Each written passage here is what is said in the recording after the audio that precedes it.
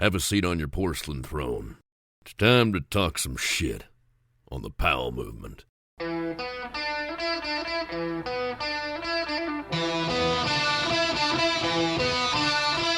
Welcome to the Powell movement. I'm your host, Mike Powell, and holy shit, summer is finally here. I can't tell you how excited this makes me. Normally, it's winter that gets me all stoked, but this year, with all the bullshit going on in my personal life, it's nice to get the doom and gloom behind us and celebrate the amazing weather that summer brings us here in Seattle. This is a time that I'm usually spending so much time with my kid on the water paddleboarding or going to skate parks that I spend my nights working, and I love that shit, spending time with my kid. But it's almost like those days are gone. My kid's about to turn 14, and the last thing he wants to do is spend time with his dad. Sure, we'll watch a movie here and there, and I'm his chauffeur for the most part, but he'll do whatever he can to spend time with his friends, and I'm always the last resort. While that could make me sad, it doesn't, because I spent so much time with him when he was a kid. I mean, I went and I had lunch with him every single day at daycare for 4 years. I drove him there and then I picked him up and hung out with him every day after daycare, at parks and different places. I made sure I put my time in, and I hope he remembers it. But if he doesn't, it's okay. I know I maximize my time with him. And like everyone will tell you if you have kids, it really does go by so fast. I mean, now he has 2 more days of school left, and then it's off to Sweden for Lollapalooza, and then a week in Italy. And then it's back to the States for a couple weeks with Ange and I, and then he's down to Hood for a week at Zeke skate camp. I mean, his summer's incredible, and while I was way more spoiled as a kid, he's doing way cooler shit than me. But I can't complain. I'm heading to Boulder next week to see the Dead's final shows. I'll see shows on the 1st and the 3rd of July, and then I'll be in the parking lot the night of the 2nd. I hope I'll see some of you there. I'm so psyched for that, and then a week in Rehoboth Beach in August. That's what my summer will look like, and I'll still have a podcast each week for you. And this week's show is a really interesting one to me. Azikiwee Anderson is a friend I made through inline skating. He's a guy you may recognize from his pro skating career, or hosting events like the X Games, or his latest project that's gotten a lot of press as it rose from the ashes of George Floyd, the Rize Up Bakery.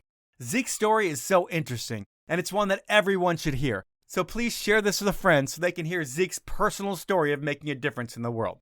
Before I get into it, I want to ask each of you to rate and review the show wherever you listen. This helps boost me in the algorithm and helps the show grow. What else helps the show grow is you telling your friends about it. If your friends like you most likely have things in common, which means they're most likely going to like this podcast, so please tell them about it. Finally, I only work with the best brands in the industry, and I need you to keep supporting them to keep the podcast going. Those brands are Elon Skis, Rollerblade, Stanley, Best Day Brewing, Peter Glenn Ski and Sports, and High Cascade Snowboard Camp. Now, it's time to talk with Azikiwee Anderson. It is a perfect Powell movement episode because it is so loud in your place of work. You have a business that has 30 employees now that you need to go into the bathroom to get some peace and quiet. And the name of my podcast is pretty much a poop joke, so it is perfect with that. So a Powell movement on the Powell movement. And I'm going to start this off with talking about our cities. And we both live in cities that are known for very expensive real estate and a crazy amount of people on the streets. In Seattle, while mental health is an issue, it seems like homeless drug users are the biggest problems these days. Are you seeing that too in San Francisco? Well, I mean, the pandemic definitely did not help the great divide between the haves and the have-nots, and the people that are suffering most right now in San Francisco, is like tenfold, I would say, more visible than normal. And so either not being able to afford a place to be, or having a hard time keeping it together, or being addicted and being out and unhoused is definitely a huge issue that's been happening, I think, across America, but definitely in San Francisco, it's a serious problem. Yeah, and we're seeing it here in Seattle too. 10 years ago, a lot of it seemed like it was a lot of mental illness, but what I'm seeing today is a lot of drug abuse, and that happens everywhere all over the country. But when that happens, you see a lot of batshit crazy shit going on the streets. What's the craziest thing you've seen with your own eyes? My issues are more with trying to make sure that people are getting fed and people feel taken care of. So the craziness that kind of like spins out of it, I kind of have a blind eye. I'm also 6'3" black dude, so people don't be running up on me as easily as some people. So the stuff I see is more just the deleterious of people throwing stuff everywhere or have been like camped out and just kind of like destroying the area that they're in.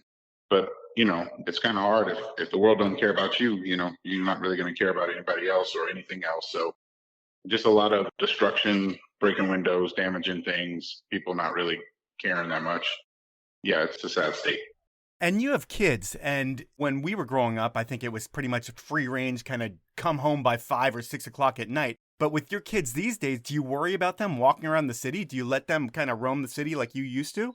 As long as they're together. My eldest is 14, but he's twice the size of most of his friends' parents. So yeah, he's 6'2" and 205 pounds. So he doesn't really get a lot of guff, but I definitely know like his spidey senses and like his standing up and making sure that he's protecting his brother and making sure that they get off the bus if there's someone kind of crazy. He's learned a lot of street smarts, but I mean, survival mechanisms are real. I think if people think that they can just randomly walk anywhere on the planet and nothing's ever going to happen to them, I've never had that luxury, so I don't really think of it as such. I'm just making sure that he's okay and he knows how to protect himself. Okay. And life didn't start for you in the Bay Area. And before I did any research on you, I made a bunch of assumptions. And I assumed you were from a good middle to upper class family. And that assumption was always based on how smart you always seemed, how well spoken you are, and how you carry yourself. But I was totally wrong. Really, you're from New Orleans and it's your mom, brother, and sister. And is your dad in the picture at all in your life, or is it just you guys? No, my pops turned into a heroin addict and beat my mom close to death. And from that day forward, we've had a hard go of it. But my mom raised us right and she kept us safe and she tried her hardest to make sure that we had everything that we could need. But it wasn't easy peasy. No, I mean, eventually your mom moves you guys to San Francisco. I'm guessing that she does that for a better life. You move there when you're 5 years old, and when you move there, it's like you're homeless from the get-go. You're only 5 years old, so I doubt you remember anything from that time, but are there any faded memories of living on the streets? Yeah, I definitely remember. You don't forget things like that. I remember being hungry, and I remember the nice man at the bus station who would bring us his extra lunch to make sure that we had some sort of food until the women from the battered women's shelter came and picked us up.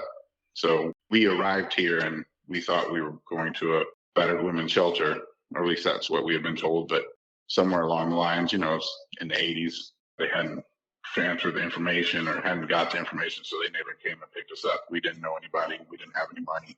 So yeah, it was not easy at the beginning. But I feel like when you're a kid, if your parent can almost make a game out of it, it's like, okay, well, we're camping. And, she was trying to make the best out of what we had. So she was really good about guarding our psyche and making sure that we felt okay, even though it was not a good situation. Yeah, because I think of like the Maslow's hierarchy of like human needs. Safety is a huge one. And I would think if you're out on the streets, you don't really feel like you have that safety or just have what you need as a kid. And eventually you go to the women's shelter and eventually get your own place. Is life still a struggle of like power being turned off and being hungry and not having clothes that fit and all that shit that you read about, but a lot of us haven't experienced? Yeah, I mean, I didn't know that until later.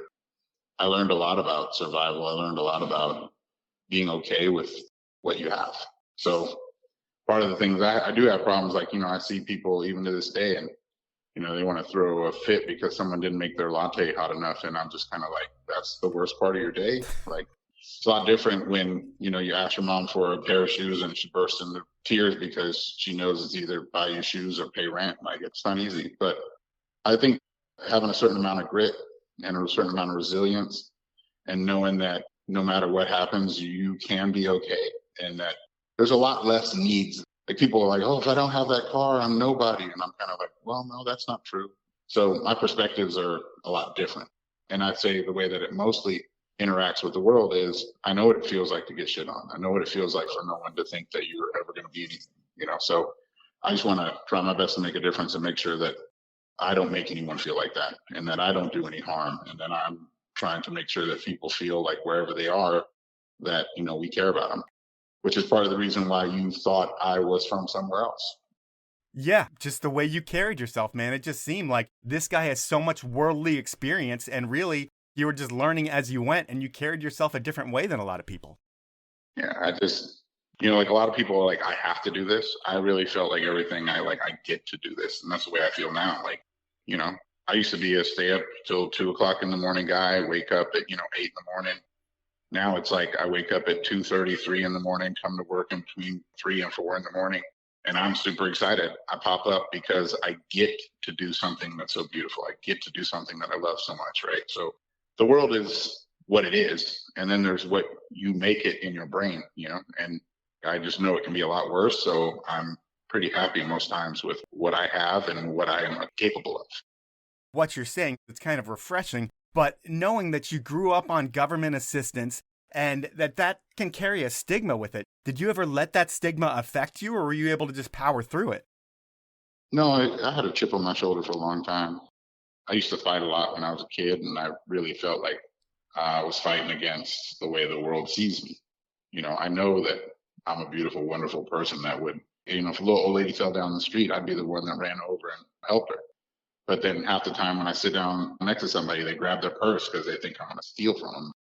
It's hard to know that you are on welfare. It's hard to know that you didn't have anything. It's hard to know that people see you a certain way, even though inside you know what you really are. And you would think that you'd be like, well, I know who I am. It doesn't matter what you think. But that's not the reality. Like, if I didn't care what other people thought of me, I would have been a completely different person, right? Like, there were lots of times where I had to work really hard to make sure that people didn't see me as this thing that they imagined. Yeah. Part of the reason that this project started was because with the murder of George Floyd, it kind of broke my psyche, right? Like, I just realized when he was begging and to his dead mother that they please didn't kill him, he was talking to her that, that could have been me, that could have been anyone like me. It's like, it didn't matter that it was over $5. It didn't matter that it was like over nothing, right? It's like just the devaluation of people in general, whether they're unhoused, whether they're Black, whether they're trans. Like, it's just kind of fucked up. And so I didn't know what to do with it. I didn't realize how to reconcile those things. And I either cried every day or wanted to break someone's neck, and I just took myself into my basement basically and made bread every day, because when I was making bread, it made me happy.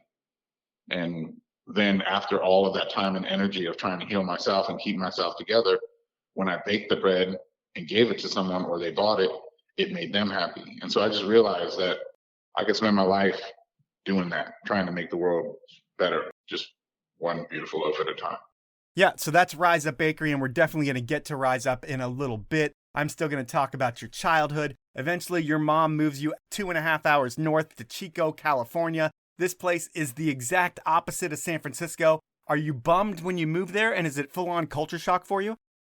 At first, it seemed like heaven, we had space, it's open, there's orchards, it's, warm, there's creeks, things that I had never really done growing up.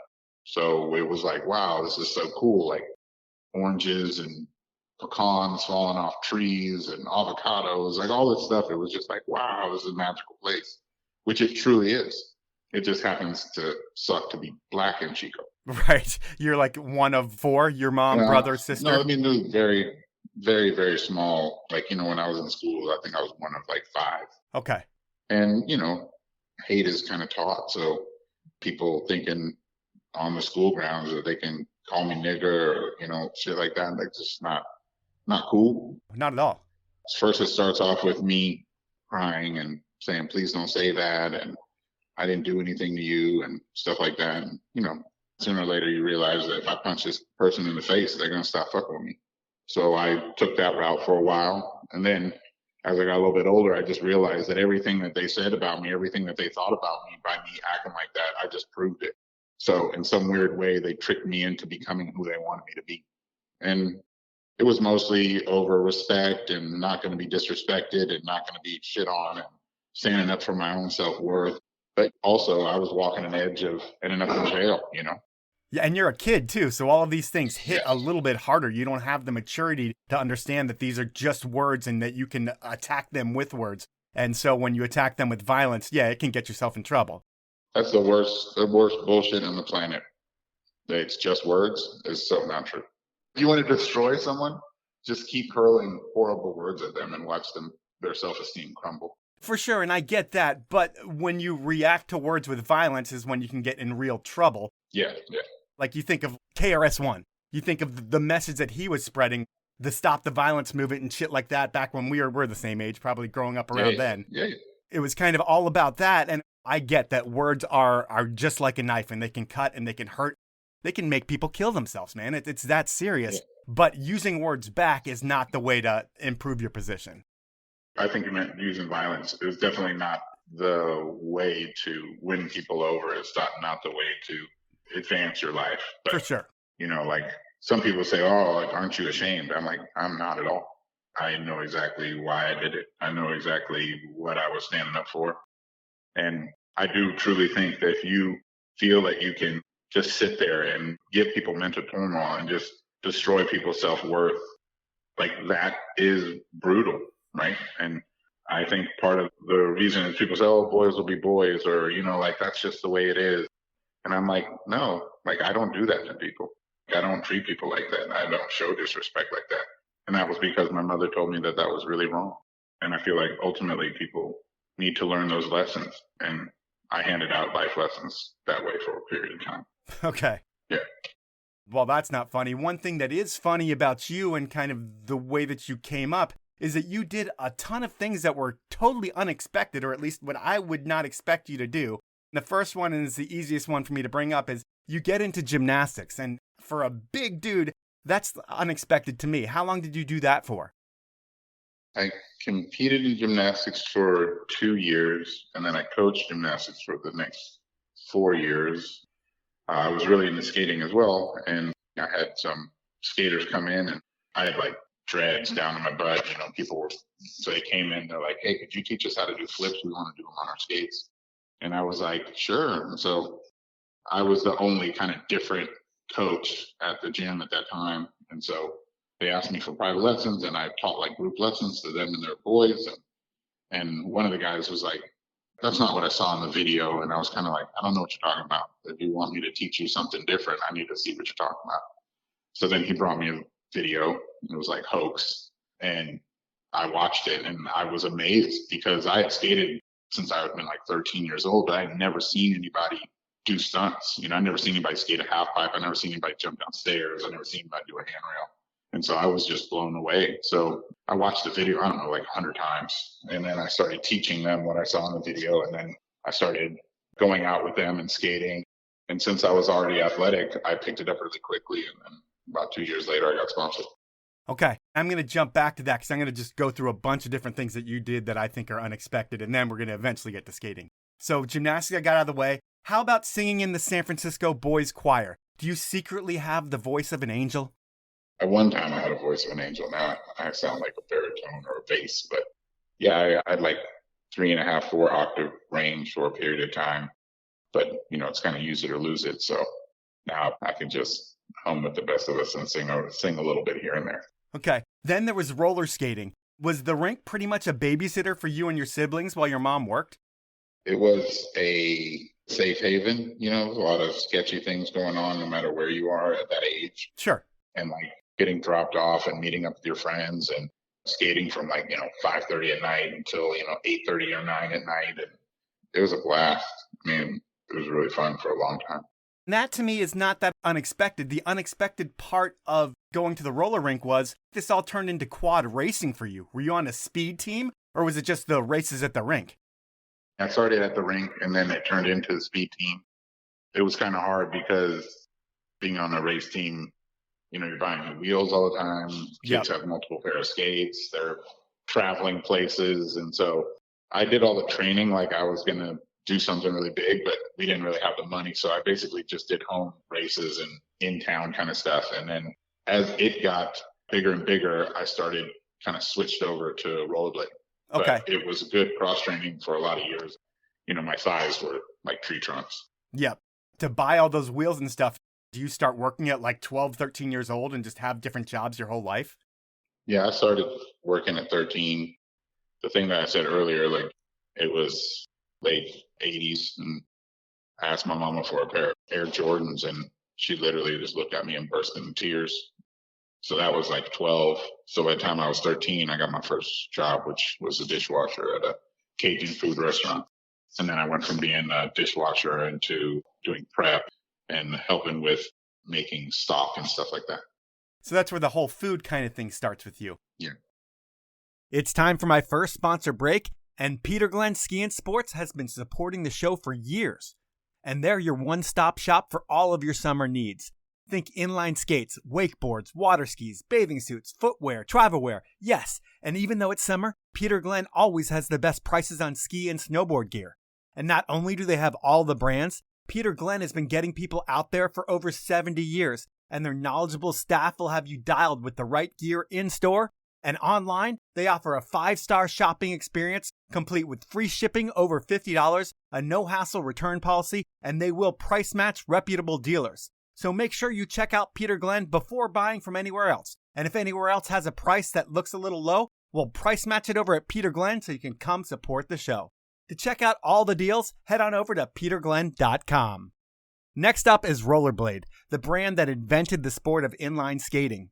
And no one comes close to the fit, comfort, and performance of a Rollerblade branded inline skate. Whether you're looking for an ultra-supportive hard boot or a soft boot that features support where you need it, Rollerblade has the skate for you. And that's not all they have. For skiers out there, Rollerblade has created an award-winning skate-to-ski app designed to get your legs in shape for ski season or just to keep your ski legs in shape all year round.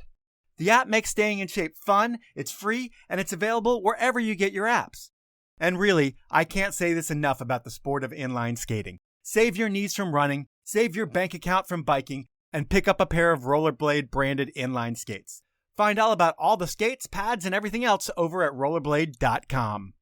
Whether you're skiing, skating, biking, hiking, running at the skate park, doing yard work, or whatever, my next sponsor is the best way to celebrate a great workout or a great time without slowing you down. I'm talking about the best tasting non-alcoholic beer on the market, Best Day Brewing. 2023 is the year of the non-alcoholic drink. And for doers like you and me, midday beers don't cut it anymore. We've got to go out and pick up the kids, run errands, and go out and have more fun. And the safe and responsible way to do this is by not drinking alcohol. And you know what? Another thing I found myself doing with Best Day is that when I am drinking alcoholic beverages, I'll mix in a couple Best Days so I don't get too drunk and I can have fun all night. It's like I still feel like I'm partying because I am, but I'm only drinking like 60 calories instead of 300. It's amazing. Next time you're at the store, do what I've been doing and pick up a 6-pack of Best Day. My favorite flavor is the full-bodied hazy IPA, and I'd be curious to see what you like best. So when you pick up a 6-pack, drink it, and then shoot me an email at mike@thepowellmovement.com to let me know what you think about your new beer. To find out more about all things Best Day, head on over to bestdaybrewing.com. Those are my sponsors this break. Now it's time to jump back into the podcast. Another thing that was mind-blowing to me is that you're an Eagle Scout. How the hell does that happen? You know, probably by being a single mom, not a whole lot of things to keep us busy. So I got into like whatever it was, being a Weebelo Cub Scout, probably through school. Someone's parents said, hey, you know, you should bring your kid here kind of stuff. And mom dropped me off. And it was like doing all the stuff with like merit badges. And I can still to this day recite on my honor. I'll do my best to do my duty to God and my country, obey the scout law to help myself, keep myself physically fit, mentally awake, and morally straight, you know. So it's in there, you know. And you learn a lot of great life lessons. And I would think a lot of skills being an Eagle Scout. I did the Cub Scouts for about a week and quit after the Pinewood Derby. Another thing that was interesting to me too is you were a vegetarian early on in life. When did that start for you? When I was 15, I think. Somewhere between 15 and 16. How does that even happen to a 15, 16-year-old? Are you just like reading stuff that makes you want to do that? I was in school and they started showing like they did the whole thing on like animal husbandry, and like they basically do this whole thing on like a slaughterhouse. You know, you see the beautiful little animals going in, and you know, I'm very impressionable at that time, and they just cut them up, break them down, shoot them in the head, drag them off, and that just shocked me. I didn't know that that's what I was a part of by eating meat, you know? Yeah. So I just was like, well, I don't really want to be part of the problem. Then later on, I realized there was a lot of health benefits and stuff like that. But at the beginning, I wanted to cause no harm. So whether it was well educated or well thought out. I started, and then once I started, it just became part of what I did. I also didn't drink. I was basically straight edge until I was like 35 years old. I like hadn't had a drink, didn't drink coffee, was a vegetarian. That's incredible. So early adopter for that for sure. And then the final thing that I found so unexpected about your coming up was, were you a high school cheerleader as well? I was a high school cheerleader. The guy holding the girls up, looking up their skirts pretty much? Well, no, I got hoodwinked into it because I'm this weird cross section of being a 6'3" gymnast. Oh, yeah. So they were like, well, wow, you can do flips and you're strong. And it was just when like cheer, like stunting just really came in. And so they were having big competitions. And before it was just the girls clapping and cheering. And then all of a sudden it became really athletic where people were throwing and they were doing flips and liberties and turns and tumble routines. And they were like, hey, you can tumble and you're strong. Will you come out? And they went to the football team and they basically asked all of the strongest guys on the football team if they would come. And one of the biggest guys, his name was Lurch. He was like, hey, if you do it, I'll do it. And I was like, okay, I'll try it, you know? And so we went out and went for it. And I think there was like 8 of us that ended up doing it. Oh, wow. So those are the unexpected things that you did. And then what's kind of expected, I guess, through you going through the whole speed skating thing in high school is you eventually find inline skates. One of your buddies, his dad's a ski instructor. They buy a pair of rollerblade branded skates, and you're pretty much borrowing his dad's skates all the time. You eventually get your own pair of skates. Does rec skating around town become a passion for you, just like bashing scares and doing stuff like that? Yeah, I mean, it was like trying to ride downstairs backwards, you know, skating around Chico State with my friend Joel. Like we would just be mobbing around, jumping on stairs. I never did handrails, but learning how to ride fakie downstairs and spending the summers just like mobbing around, you know, just having a nice time. And I didn't realize, you know, that would turn into like my entire livelihood for like years and years after that. But at the beginning, it was just like a certain amount of freedom, you know, just trying to exist and just do fun stuff. Yeah, so I'm going to fast forward to junior college in Santa Rosa. So you go there, you're coaching gymnastics in Santa Rosa, and some skaters come in and they want to learn some flips. And they give you a video of how they want the flips to look. And then you watch it, and then you watch it again and watch it again. And all of a sudden, you're hooked. You're an inline skater already, but then you realize there's this whole new world of inline that you haven't been a part of. Seeing that video, does it immediately make you want to put your skates on and try some of that shit? Yeah, I mean, it's weird. Like, you know, like if you've never done anything kind of on skates and then you see people do things like that, in your mind, you're like, I could never do that. But I was already 3/4 of that, right? It was the music that I listened to. It was like people that I would consider like my friends and like just kind of wild characters. And then on top of it, there's this athleticism and a certain amount of being able to create, right? Like doing new tricks and trying stuff that other people couldn't do. And that kind of fit me to a T. And then I just started to excel. But a lot of it's community based where it's like, you know, you go and you skate with your homies and everybody goes downtown and you try to learn new tricks and then you wait for a video to come out or you wait for a magazine to come out and then you see other people doing stuff and then you're like, oh, I wonder if I could do that. It just occupied a whole part of my mind where I'm like, this is great. And that was like my escape. Like when I wasn't going to school, when I wasn't working, I was skating, you know? Yeah, you end up skating with the crew that brought that video in. And while you don't have any tricks like they do, you start seeing handrails in those videos and they become your thing. And at this point, the sport's in its infancy and there's a crew of pros coming into the Santa Rosa area. And the funny thing about skating at that time is it was made up of a bunch of kids and they were all in high school. So when the pros come to town, they give you a call because you're not in high school anymore. Who do you end up showing around? It was AJ and TJ Weber and I think Netta. And they were filming for something and they came in town and I had seen them in videos and stuff. And I just was like, there's this thing called Kodak Courage where I was trying to kill myself that night. You want to prove yourself, right? Yeah, I just was like, oh my God, I'm going to land this. And so there were some places that no one would ever skate because everyone would sit there and look at it and they're like, but if you make a mistake, you're going to like die. And we took them there because they're like, well, maybe they can do it. And then everybody kind of starts warming up and doing stuff. And then I'm just like, I'm going to do it. And everybody's like, you're crazy. You're going to kill yourself. But I landed a couple tricks, and I'll never forget. AJ was like, man, you're good enough to be sponsored. You could totally do this. And that's basically all it took. Like, just him believing in me and telling me that he thought I could be like him. I didn't really know what being sponsored meant, but I just was like, okay, well, I guess I'm going to try to be sponsored now. So that changed my life.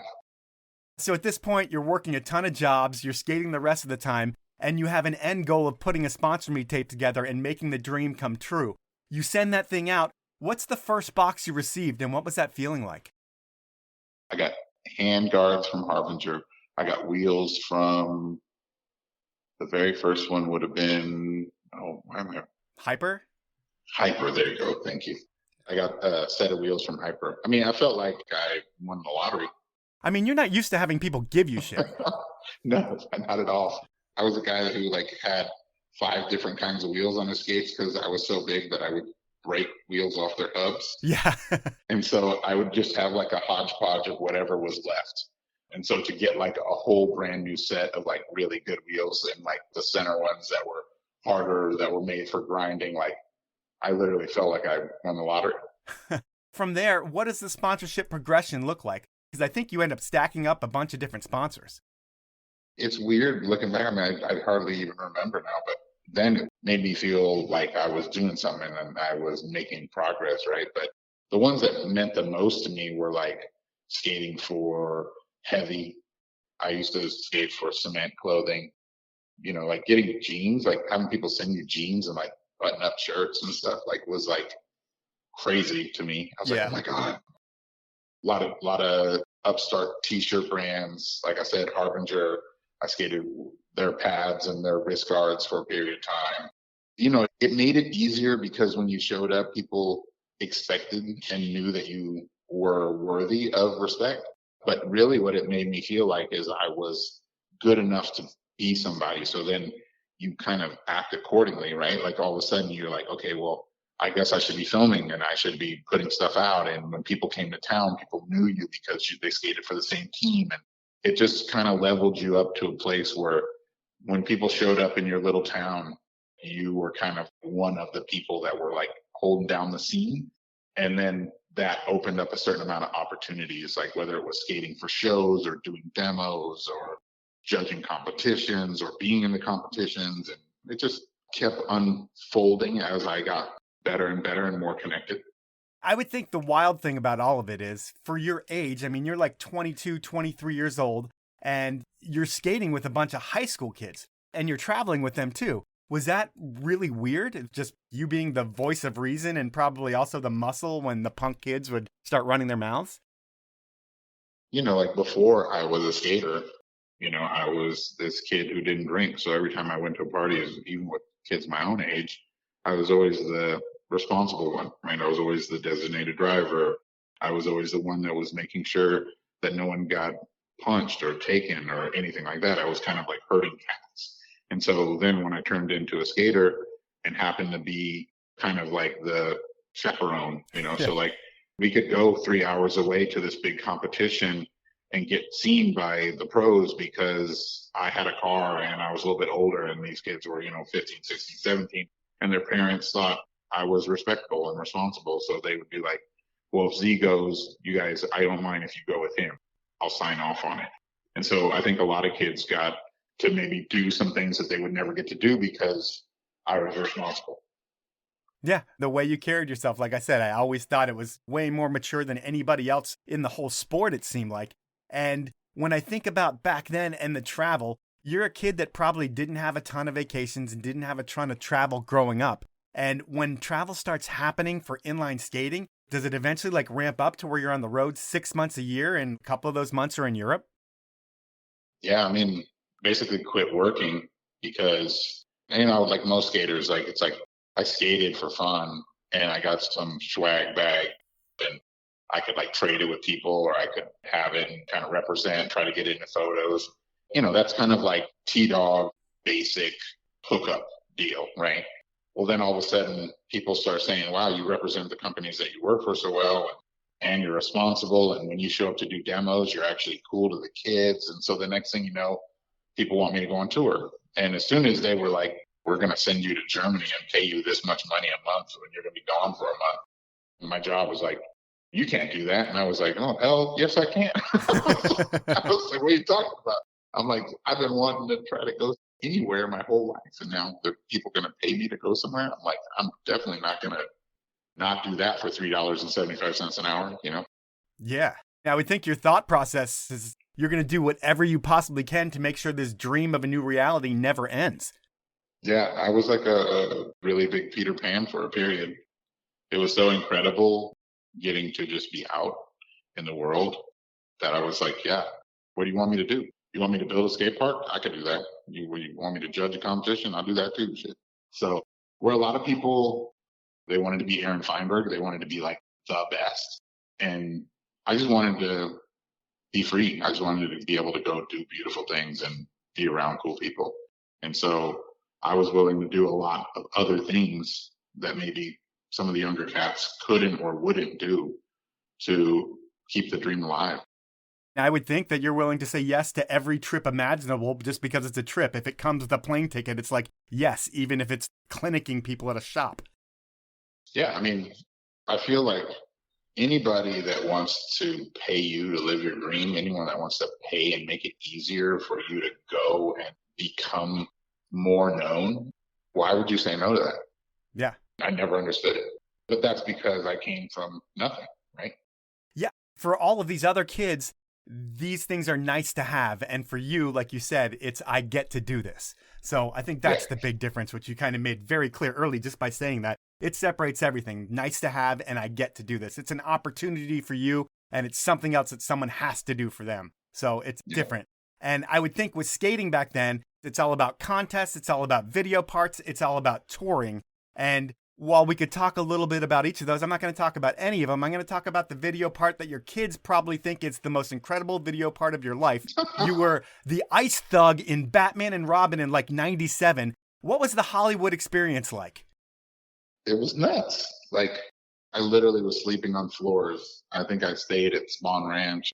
I had met B-Love and Arlo. Like, it was amazing that I met these guys. And then, like, got their number. And then he's like, hey, if you ever come to town, give us a holler. Come kick it with us. I was like, okay. So, of course, I'm like, get down there sooner or later. And I let them know I'm coming. And they're like, yeah, you come over here. You can sleep on the floor. It'll be good. And I'm like, cool. So I just sleep on the floor. You know, I'm broke as hell. And then it's like, hey, we're going to go to this, you know, I think Chris Mitchell was doing something. He's like, there's this big Batman, like you can come try out for a movie. Because that whole scene, they did a lot more stuff like that. And coming from Northern California, I'm like, I've never been in a movie. Right. So I show up and it's weird because Nick Riggle was always like busting my chops. Like, you need to skate the park. You know, it's cool to be able to skate handrails, but you should be able to skate transitions. And I kind of sucked at it, but by being a gymnast, I could do flips. So we go down and there's this weird like launch ramp and all this stuff. And I drop in and I do this just huge front flip over this box. And, you know, I'm 6'3". And when I put on my skates, I'm like 6'8". You know, I'm like huge. And so I do this big, huge front flip. I've got dreads, and the scout person that's watching everybody is like, who is that guy? So then at the end, he's like, we haven't made any decisions, but make sure that you're available between here and here. We really like what we saw. And I was kind of like, yeah. And literally a week or two later, I got a call and they're like, we'd love for you to be in this movie. And, you know, I'm a comic. I mean, I didn't have a dad. So a lot of what I am, I gleaned out of comic books, like, you know, the kind of archetype of like being a good person and standing up for people and all that stuff. So to get to be in an actual Batman movie, I'm like, oh, this is insane. Oh, that's so awesome. Yeah, it was really cool. Do you do any other TV or commercial types of shit? And does that stuff pay really, really well? Yeah, I did some for a period of time, a lot of background stuff. I did start to get a little weird because it's so, I don't know if it's still that way now, but it was so typecasting. As you said, I was like an ice thug, right? So I never got the part of like being the hero. I got the, hey man, give me your wallet, motherfucker. And I'm like, after the 15th time that you show up and they want you to be a thug, you're like, okay, well, I don't really know if I want to do this anymore. Yeah. So yeah. And then I feel like your pro skating career was pretty short in terms of like the pro skater aspect of it. Like 5 or so years, but where you really made your impact was behind the scenes. But with skating and sponsors, how much was the most you think you ever made in 1 year when you were a pro skater? Oh, well, I kind of hedge my bets because I'm multifaceted. So I would say through only skating, like the years that I made the most money were right about the time where I was a pro skater and sponsored and was designing skates and was a judge. So I kind of walked this weird line between industry and sports. And so I would say the most I ever probably made in 1 year was probably about $45,000, which it was more money than my mom had ever made ever any year of her life, you know? So I felt like I was doing really good. I look back now and that allowed me to have my own house and take care of my responsibilities and buy tickets for myself or fly places without having to have people pay for it, where I could just do my own thing. And I felt like I'd really made it. It's time for my final sponsor break, and I'm going to start with the award-winning Elan ski brand. I've been telling you about how amazing my ripsticks are and how the whole Elan collection will make you a better skier and how they won more awards than almost any ski brand out last year. Elan truly makes a better ski, and their new Playmaker series are worth looking into, especially if you've been waiting for a twin tip from Elan. It's here, and trust me, it's just as fun as my ripstick. And to tell you the truth, I'm lucky to have Elan supporting the podcast this summer. Elan doesn't need to support snowboard or summer episodes, but they support this show because they believe you need to hear the best content in snow, and they want to support me. So I'm asking you, when you're looking for skis next year, give Elan a try, and I guarantee you're going to become a believer. There's a reason why Elan's building a cult following in the States, and once you get on a pair of their skis, you'll realize why. They'll make you a better skier. To find out more about all things Elan, head on over to elanskis.com. Next up, it's Stanley. And summer's finally here, and if you're like me, you like to get outside and go camping, paddleboarding, head to the beach, go adventuring. And to do all of that like a pro, I highly recommend heading over to stanley1913.com. There, you're going to find all of your camping and adventure needs, along with that iconic water bottle that keeps your water ice cold and your coffee piping hot for hours longer than the competition.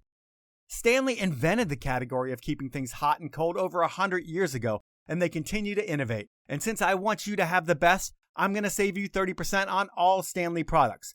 All you need to do is head on over to stanley1913.com, go shopping, and when you check out, use the code PMOVEMENT, that's all one word, all lowercase, and you'll get the best deal you find for Stanley on the internet. My final sponsor this round is Cascade Snowboard Camp. If you really consider yourself a great parent, you'll give the gift of summer snowboarding to your kid. This is your excuse to get the kids out of your hair and onto the Timberline Glacier at Mount Hood. Instead of having to plan the day for your kids, they'll have a plan of hot lapping top-to-bottom chairlift rides on real snow. They'll be getting expert coaching and making memories that are going to last a lifetime. If you want your kid to love you, you'll send him or her to Arbor Snowboard's signature session. The dates are July 23rd to July 29th, and your kid will learn to shred from pros like Eric Leon, Mary Rand, Hayden Tyler, Steffi Luxton, Mike Lydell, and Estelle Pensaro. It really is a life-changing experience that your kid will thank you for forever. And if you don't want to hook your kid up or you don't have a kid, don't forget about the adult camp. It's the perfect mix of expert coaching and adult activities. So treat yourself and come be a kid again this summer at High Cascade Snowboard Camp. You can find all about the kids and adult camps over at highcascade.com. Those are my sponsors. Now let's jump back into the podcast.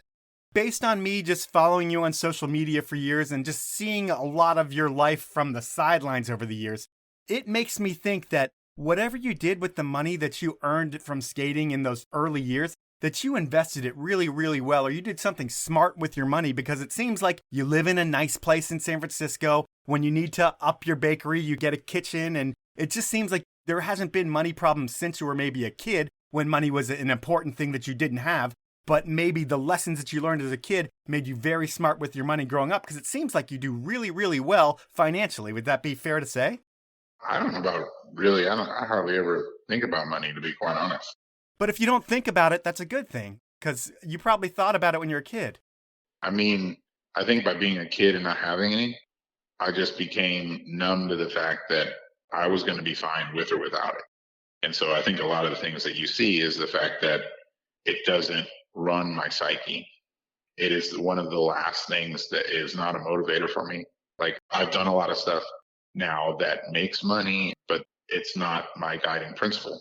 So oftentimes I would pay my staff and make sure that they got raises before I would take any money, right? Or I would invest my own money. And rather than paying myself, I would make sure. So part of the reason that it looks like everything's going so good is I just take less so that I can make sure everything works right. Because I know that what actually fuels me is the act of doing it and the camaraderie and trying to make the dream happen. And that takes sacrifice. And if you need $100,000 to feel okay with yourself, then if you don't have that, you're not okay with yourself. But if you need like $10,000 to feel okay with yourself, then I'm pretty much golden any place I go now, right? Because that's what I could live on. You know, like my entire family would live on $12,000 for an entire year. And there was 4 of us. So I just, in theory, need a lot less than what some people would need. I'm happier with a lot less than what some people need. I have a lot more than that now. But most of what you see is the fact that I don't really care about it. Okay. And you've done so many different things outside of just being a pro skater that I'm going to try to attack them all, but differently, so we can get through them, because normally we talk about 10 minutes about each of these things, and we're never going to have time to do that. So I'm going to summarize the project. I'm going to ask you a question or two about it, and then we'll move on to the next one. The first one, which is the one I know least about, is Seven Sons Skate Park. This speaks for itself. It's a skate park in Santa Rosa. But when you build a business around your passion that also caters to 15-year-olds, I can imagine that it's just as much fun as frustrating because the lack of respect from 15-year-olds. Did you experience that with the skate park? Yeah, I mean, I knew who I was and I knew what I was trying to do. And I knew that I wanted everyone to have a great time. I also was raised by a single mother and don't take bullshit. So if people are going to be rude or disrespectful, or their mom and dad didn't teach them how to be kind, then they would run into issues with me. And so, yeah, I was the adult in the room all the way from age like 15 up.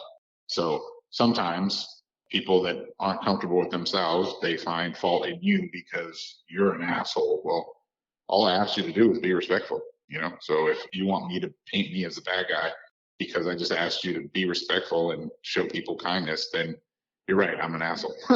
So there were moments of arguments and disagreements and stuff like that. I think anytime you step into the forefront and say you're the leader, you're just setting yourself up to get shit on somewhere or another. But at least I know that I did a lot of good for the theme, and I felt respected by most of the people. Okay, now I'm going to go to Runners Project Backpacks. This is a John Julio company, and I think you designed the bags to fit inline skates. Designed something that you do a lot of during your career, but is this your first stab at designing something, and a soft good especially? Yeah, so the relationship with me and John goes way, way back. The idea of like creating anything. I think the first thing I did was 7XL. Okay, that was before Runners Project. So there was 7XL and Runners Project. They were both backed or funded by the same individual who had some money, and it was like, you guys design the stuff. I have the connections to get it made. We can work something out. And then as we got further down, it started being like, oh, well, this isn't my actual company. You own the company. And then it kind of got weird. And first lesson of trying to do business and not understanding and being a kid. But working with John and making cool stuff and being a kind of partner in something and working together was like the beginning of like a beautiful friendship that's lasted most of our life. Okay, so that's good to know that 7XL and Runners Project is the same kind of story of how those two things fizzled out. And then you jump in and start your next frame company, which is Able Frames. And for some reason, I think you named it Able because you were able to do it on your own. Is that me just talking crazy, or is that something I remember from back in the day? Well, I mean, it did definitely represent that, but there was also the Able, like Cain and Abel kind of idea of, I thought I had a brother in the gentleman that was trying to help us, and then I felt like I got stabbed in the back. So it had a multitude of reasons why it was called Able, but I had dreams of doing a skate company. But That was way, way, way before any of us probably could have done that. For sure. And so the ability of like being truly able to be self-sufficient and to do it for yourself. I was dependent on doing things in China and I had no control over that. And when I made Able, it was a made in America.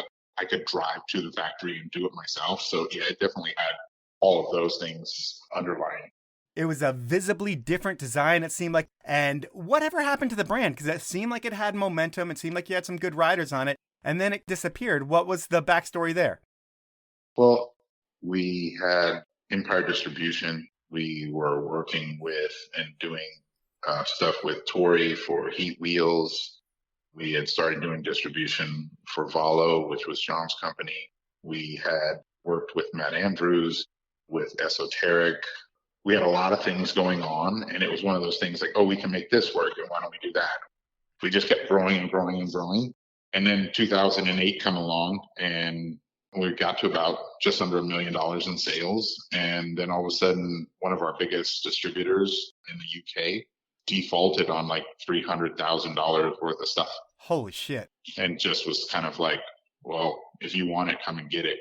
And it was a card that if you pulled the card out, the whole thing just fell apart because it's like I had negotiated deals where once we got paid, then we would pay them back and terms and all that stuff. And it was all intertangled. And once one thing bad happened, it was like, well, now I can't pay that, so I can't get that made. And this thing affects that thing. And it just imploded.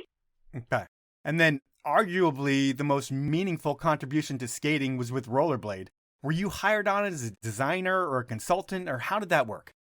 Well, I was a skater first, and then it was owned by an Italian company, probably still is now.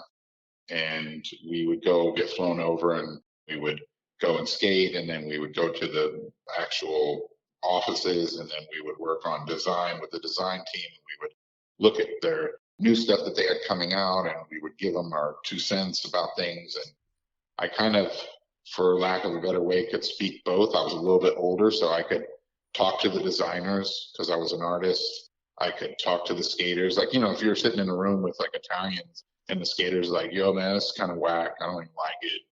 And the designers are kind of like, what is this whack? We don't understand. And so I was trying to like explain. I'm like, well, actually what they're saying is the color schemes don't fit the kind of style that they have. And they're looking for something that's a little more urban.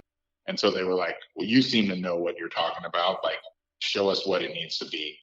And so then I started sketching and worked on color schemes. And that was like the start.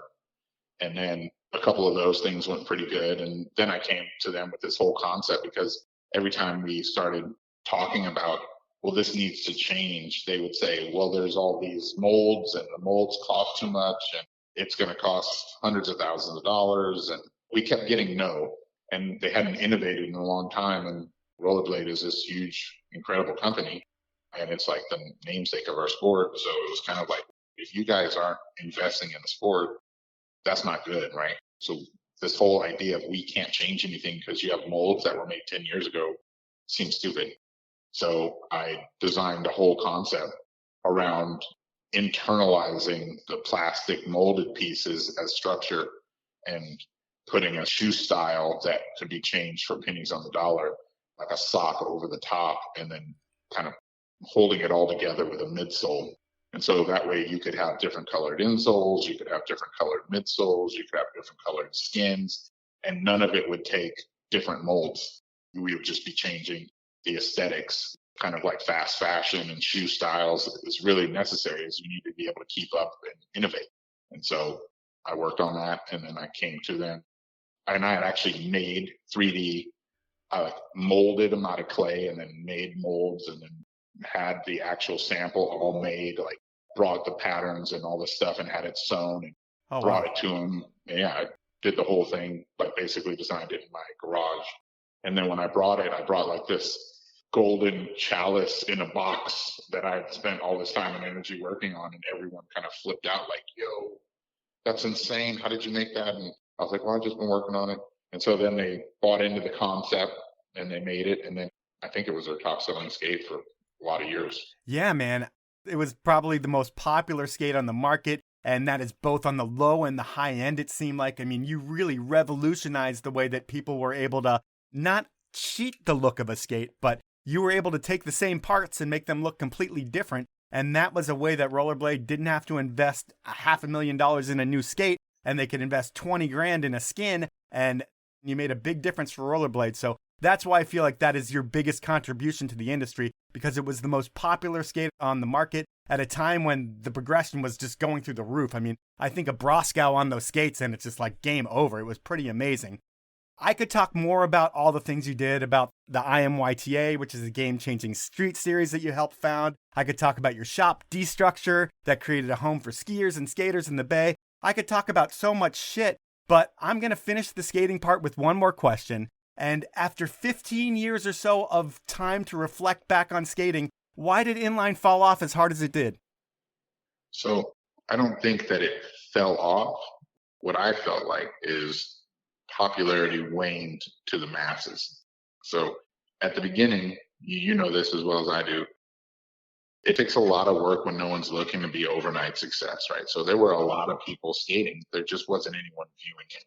And the only people that found it were people like me and you, and that we found the love of it. And then we gravitated towards the industry of it. And then what happened is the industry got blown up, or it got kind of used to sell other things, right? Like Slim Jims and Levi's and Yoo-Hoo, where people with a lot of money grabbed on to the raw talent of skating and said, we can use this as a vehicle to promote these brands because we don't have cred, but we want cred. And these guys love what they do so much that if we give them a little scratch and we build a skate park, they'll show up and we can promote it.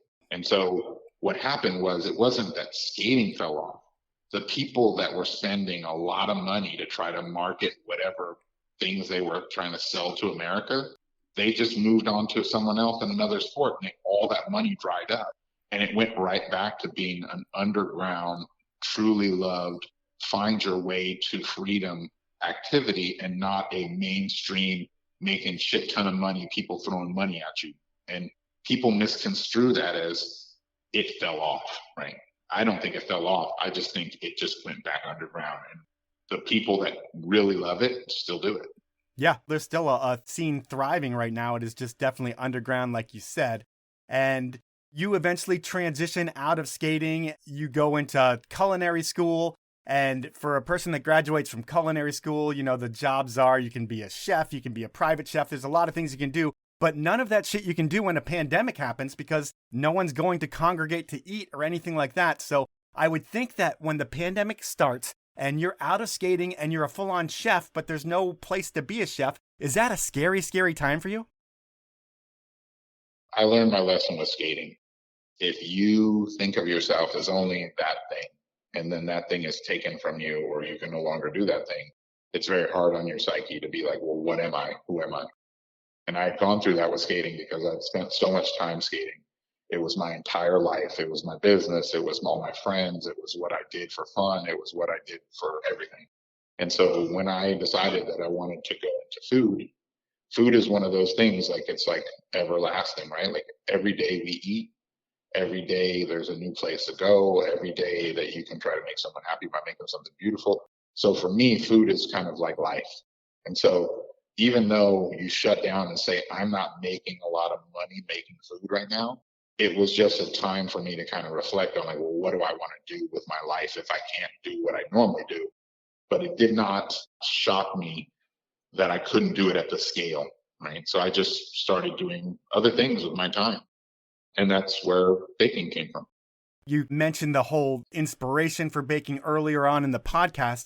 And before we even got on, we were talking about you trying to find a place to record this podcast, because what started as a little bakery in your house and you doing 1 and 2 loaves a day, I don't know how many loaves you're doing now, but you've got 30 employees. I think you have 1 or 2 kitchens, and you're delivering loaves. You're at farmers markets, you're in stores, you're everywhere. And it's definitely like a movement within bread, which is a weird thing because you don't think about too many movements within the bread world, but you've started one. And with Rize Up, is it something that's going to be strictly something San Francisco based? Or in 10 years, am I going to be able to buy some in Seattle at a Seattle Rize Up location here? Wow. I mean, There's so many things in that one question. I would say the thing that I feel that I'm really good at is I always try to make the best decisions with the information I have in front of me. And so when people I first started, they're like, are you going to do this? Are you going to do that? And what it was making me happy. And as long as it made me happy, I could see spending my life doing it. And so just like that, like thinking about all of the places it could be, oftentimes I feel like if you have these incredible expectations that better happen or else, you ruin what you have, right? Yeah. When I just skated because I love skating, I've never really had a bad day. As soon as I started skating, and if I didn't get paid, and if I didn't pay me enough to go there, and I had stuff to do, and I can't be going there if they're not going to pay, it changed everything. It became work, right? And so what I've been doing right now is I'm trying to take good care of my staff. I'm trying to enjoy doing and staying in the moment, enjoy making beautiful product, and I'm trying to kind of innovate. And as long as I'm doing those things, whatever comes next seems like it'll be the natural progression of that.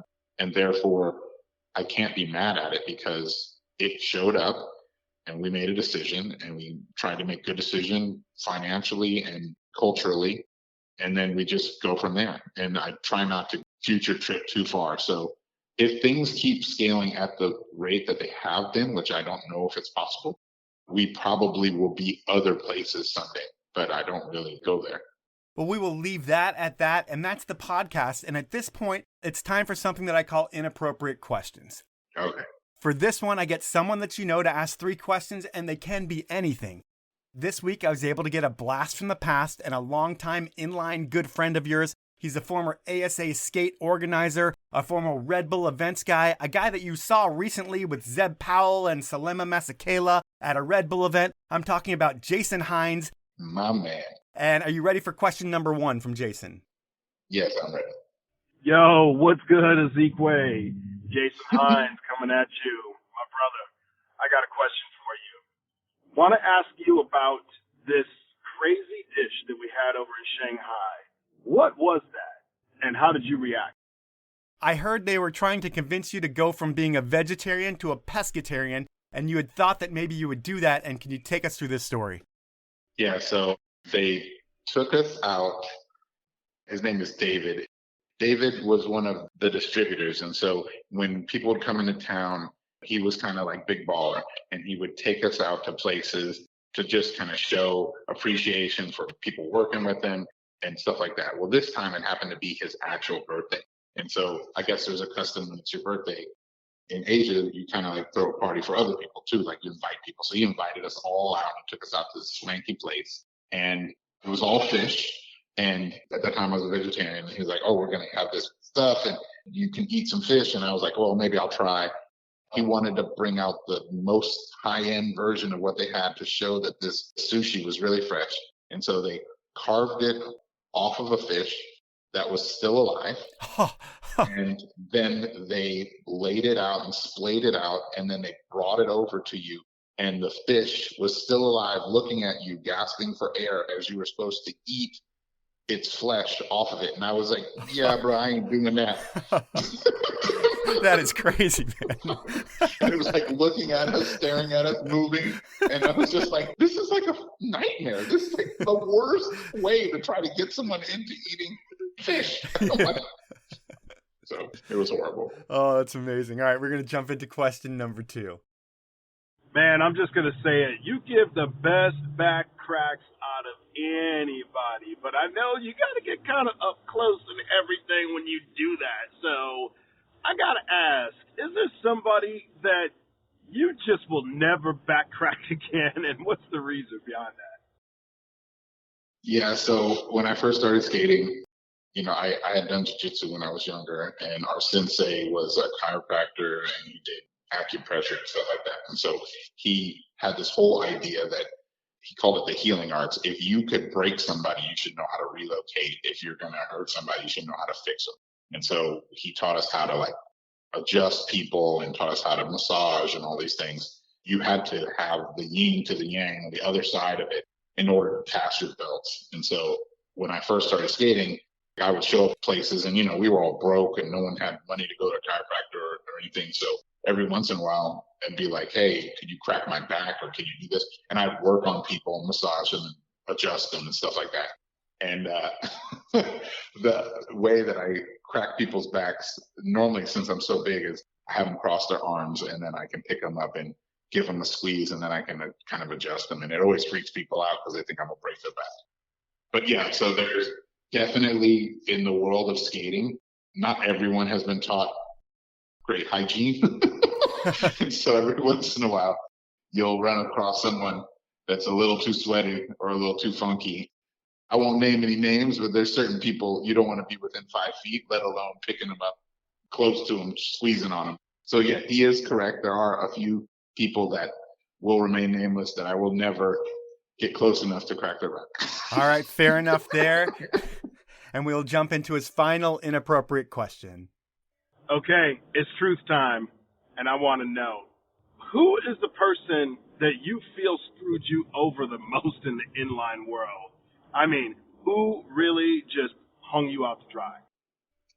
Oh, man, that is a crazy question. I don't know, man. So one of the things is I tell people I hit my head a couple too many times.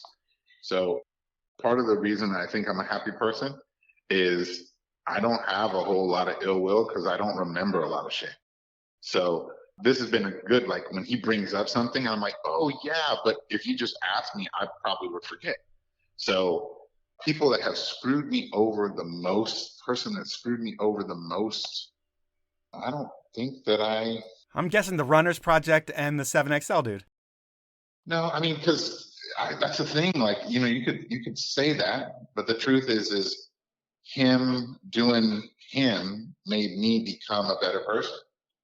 So I don't know if I would ever be the businessman that I am if I didn't have to think about certain things, right? Like a lot of people, they get supposedly taken advantage of, but really they're just opportunities to learn and to be better. And like, I know a lot more about doing things and how to do things because I couldn't sit back on my laurels and let other people do it for me. Because I was never the best skater, it wasn't like I had people bending over backwards to give me free shit. So a lot of the things that I learned, I had to learn by doing it myself. Well, I can see that, and that is the podcast. And really, in just looking at your story, man, yours is a story of perseverance, man. It's like you were born without everything that most people on this podcast are born with, which is just like a safe place with all the things you need in life to succeed. You didn't have all that. Given you were able to get all that and make all that shit happen, but it was a ton of work by your mom. It was a ton of work by yourself. I'm sure your brothers and sisters play into that as well. And it was just you keeping a cool, calm head on your shoulders at all times, except for the fighting part of your youth when you realized that maybe fighting wasn't the way that it was going to change things for you. But when you figured that out, it was like you got into a direction that was pointed the right way. And man, you've gone above and beyond where most inline skaters have gone. And this Rize Up project, it's so personal to you and it's doing so well. It's so exciting to see. And I really love your story, man. And I thank you for your time. I really appreciate the time and energy. And I've always appreciated your energy. And thanks a lot for thinking of me, for getting me out to the world and telling my story. So that was time with Azikiwee Anderson. And man, it was interesting doing the research on this one.